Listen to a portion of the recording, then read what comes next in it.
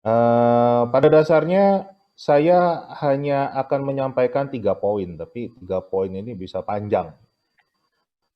Poin yang pertama, ini saya menggunakan kearifan lokal juga, tapi kearifan lokal Jawa. Di Jawa itu mengenal istilah benar, durung mesti benar. Artinya sebuah kebenaran itu kebenaran yang lebih tinggi lagi. Misalnya gini, kenapa saya pakai gambarnya Thanos?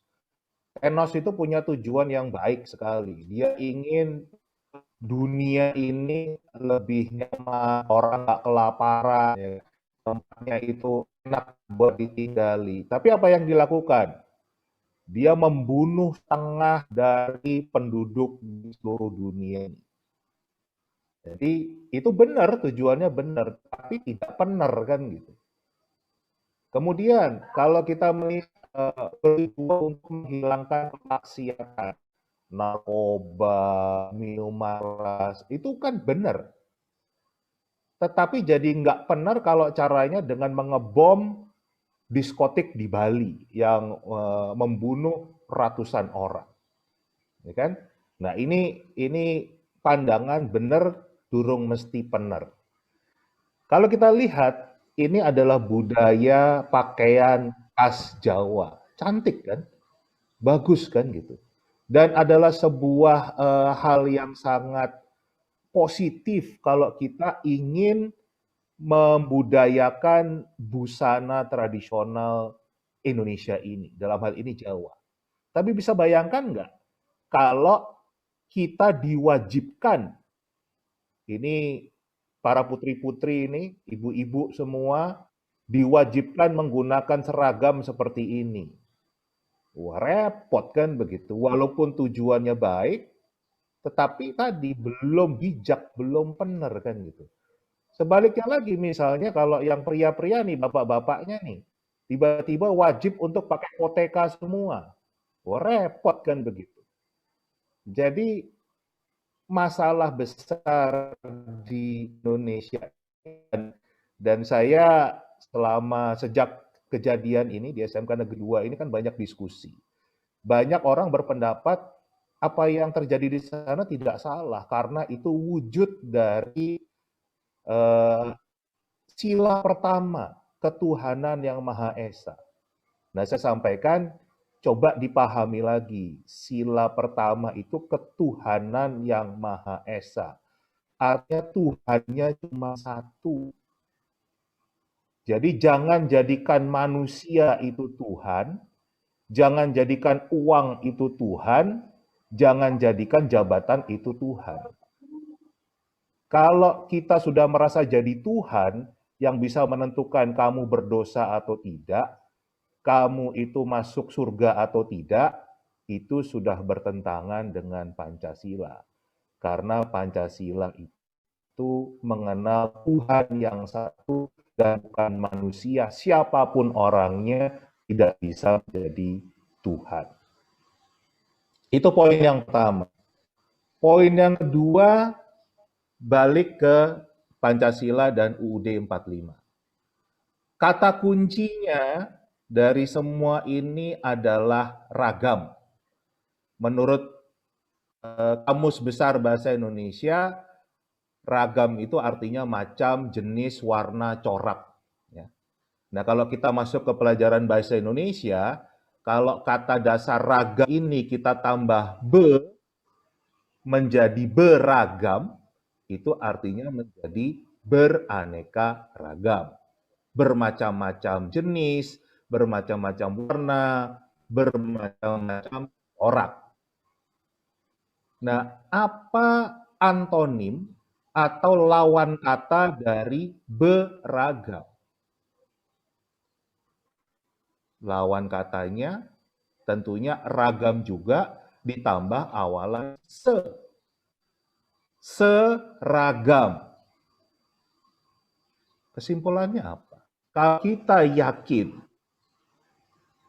Pancasila dan UUD 45 itu menjunjung tinggi keberagaman, Sedangkan misalnya pandangan komunisme, sosialisme menjunjung tinggi keseragaman dari awal. Permendikbud 45 2014 tentang pakaian seragam sekolah itu sudah bertentangan dengan Pancasila dan UUD 45. Karena ini lawan katanya. Kan nggak bisa kita punya standar ganda kan. Jadi kita mulai dari ujungnya dulu. Dengan sistem pendidikan publik itu ada penyeragaman baju saja sebetulnya itu sudah melanggar Pancasila dan UUD 45. Dan kenapa kita harus selalu pakai seragam? Negara-negara lain sekolah negerinya nggak pakai seragam, Inggris nggak pakai seragam, Amerika Serikat nggak pakai seragam, Finlandia yang katanya salah satu negara terbaik di dunia urusan pendidikan nggak pakai seragam, Jerman nggak pakai seragam, Kanada nggak pakai seragam. Kenapa Indonesia harus pakai seragam? Apa alasannya? Alasan akan lebih baik mutu pendidikannya. Banyak kajian yang menunjukkan kalau seragam sekolah itu ternyata tidak sebaik yang kita pikirkan. Banyak orang berpikir kalau wah nanti bisa mengurangi perundungan, ada bullying. Faktanya riset dari Dr. Tony Fogg dari Brock University mengatakan nggak menghentikan perundungan. Seragam sekolah juga nggak mengatakan kehadiran, kesiapan akademik, hasil ujian, itu Virginia Tech, Dr. David Brunsma, yang juga beliau menegaskan juga tidak ada yang katanya mengurangi dikotomi antara si kaya dan si miskin. Tidak terjadi juga. Dan itu ditambah lagi kajian dari Inggris. Dari Children Commission of Poverty mengatakan pakai seragam justru malah menambah. Karena apa? Kelihatan kok bedanya orang kaya, seragamnya lebih dari satu. Orang miskin, seragamnya cuma satu. Jadi akan kelihatan mana yang miskin dan mana yang kaya. Dan kita juga lihat di sini dorongan untuk seragam lebih didorong oleh kepentingan komersial daripada kepentingan pendidikan. Coba kita lihat, ya kan? Berapa banyak dinas pendidikan yang sebenarnya kerjaannya malah sibuk ngurusi seragam. Anggaran pendidikan dipakai untuk belanja seragam. Termasuk Kartu Indonesia Pintar, ada untuk belanja seragam. Yang tentunya kembali arahnya bukan untuk urusan pendidikannya sendiri, tapi lebih ke komersialnya. Dan ini ada seorang kepala dinas pendidikan dari Amerika, Tom Holihan, mengatakan fokus pada seragam itu mengalihkan perhatian dari menemukan solusi sejati masalah pendidikan. Masalah pendidikan di Indonesia apa? Lihat, mutu. Indonesia kemampuan membaca 371, negara-negara lain 487. Matematika 379, negara-negara lain 489. Sains kita 396, negara-negara lain 489. Ini hasil PISA 2018. Dan ini sudah terjadi 20 tahun belakangan. Negara-negara lain rata-ratanya di atas sini nih, kita di bawah sini. Tapi kita sibuk ngurusin seragam. Belum kemampuan baca. Bank Dunia mengatakan Indonesia itu anak-anaknya buta huruf secara fungsi. Bisa baca, nggak bisa ngerti apa yang dibaca.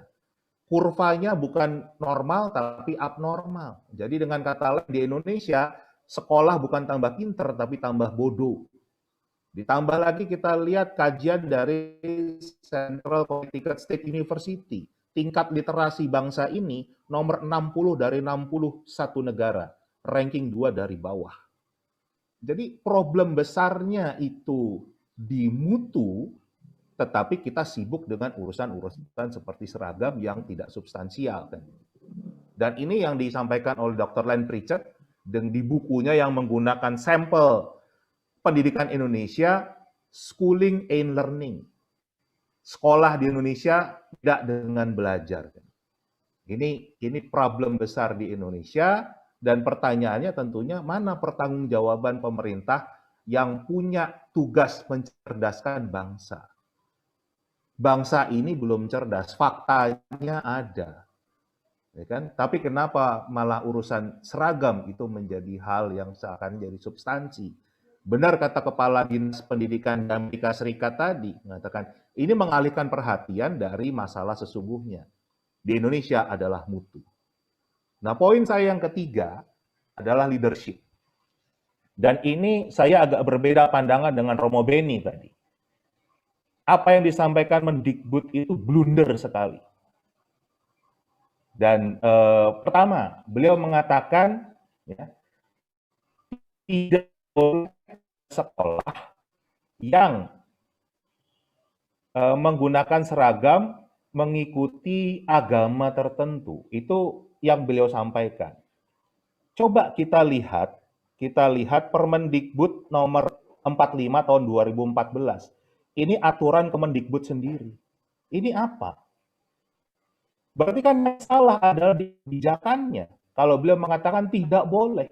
Lah ini aturannya dia sendiri kok kan. Itu benar sekali.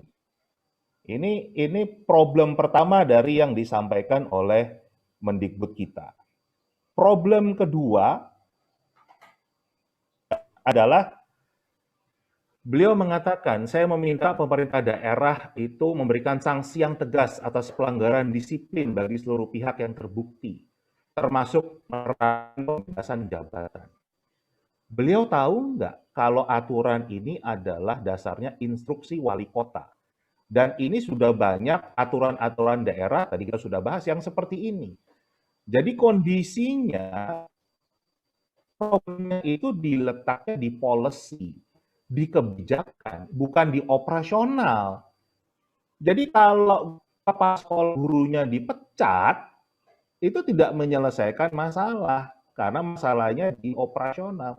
Harusnya justru beliau bicara dengan Presiden untuk bagaimana menghilang peraturan-peraturan daerah yang diskriminatif seperti ini.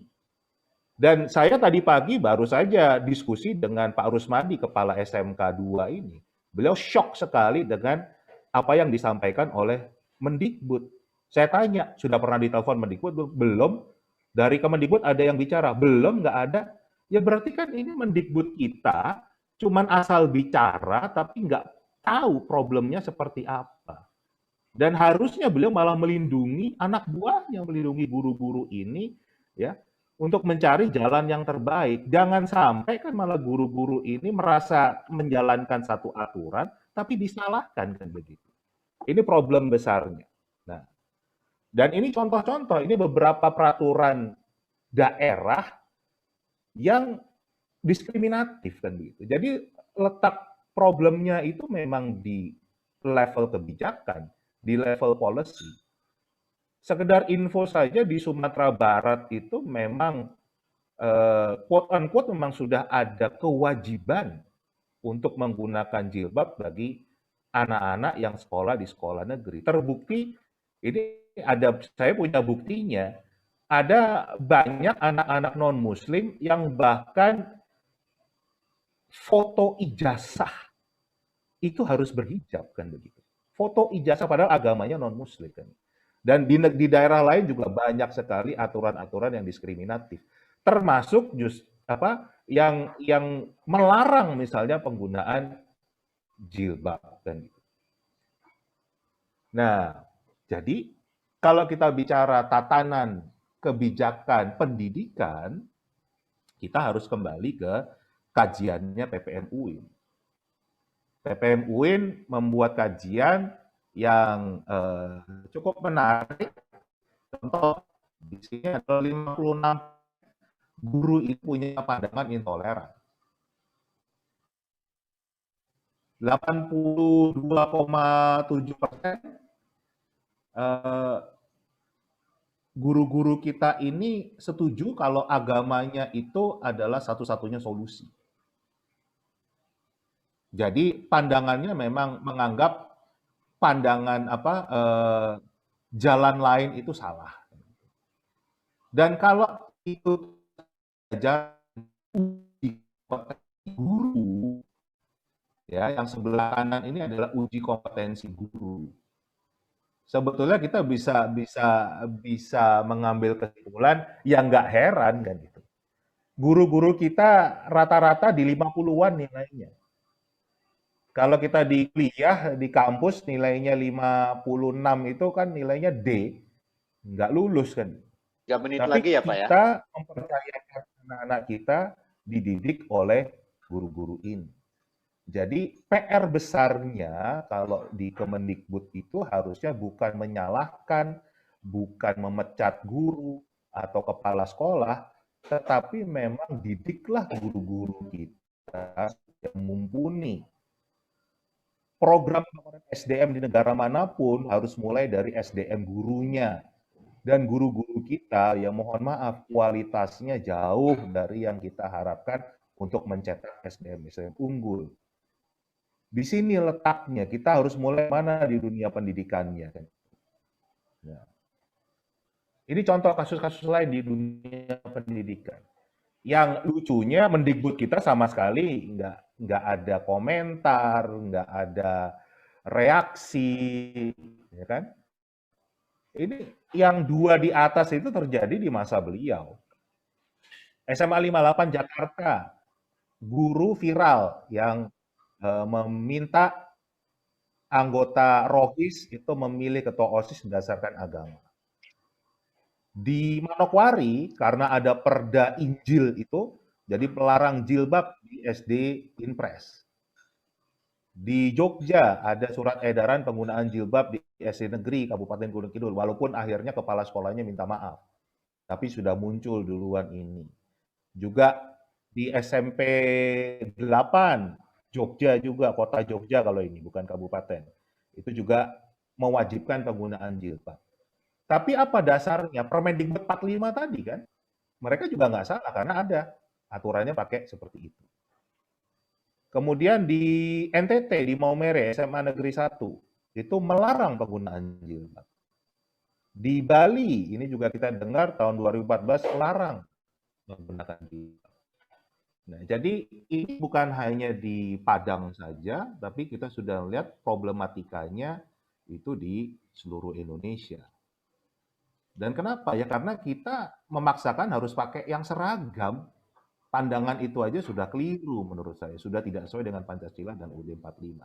Dan negara lain juga banyak yang nggak pakai seragam. Kenapa? Harus pakai seragam. Nah, kita aja sekarang lagi kondisi COVID. Ini saya sering dengar keluhan dari murid-murid nih. Udah sekolahnya di rumah, harus pakai seragam pula kan begitu. Kenapa sih kan gitu? Kenapa nggak dibikin lebih santai aja? Nah, sebagai penutup, Bapak Ibu sekalian, saya akan memberikan quote dari Nelson Mandela. Saya sangat senang dengan quote ini. Beliau mengatakan, tidak ada seorang pun yang lahir untuk membenci orang lain. Entah karena warna kulit, latar belakang, atau agamanya. Orang tersebut harus belajar untuk membenci. Nah, baik jika mereka bisa belajar untuk membenci, berarti mereka bisa belajar untuk mencintai. Karena cinta datang lebih alami ke hati manusia daripada kebalikannya. Mungkin demikian sharing dari saya. Nanti kita bisa diskusi lebih panjang lagi.